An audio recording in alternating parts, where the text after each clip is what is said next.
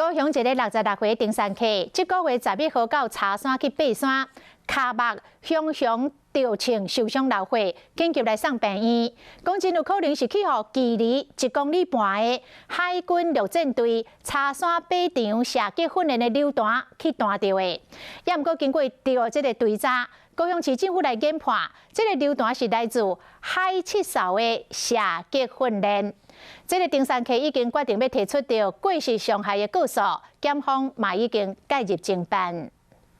当天确实有海上演练，是一个507枪海上射击科目演练。那经过警方到现场比对，也是以海面射击的角度较为吻合，但是此部分仍有待进一步的弹道比对才能够厘清。那至于肇事的原因、责任的归属，还是有待检察官调查所有证据后，才能做一个最终的认定。被害人的部分，在我们展开调查后，他在警察局制作笔录时，也正式提出了过失伤害的告诉。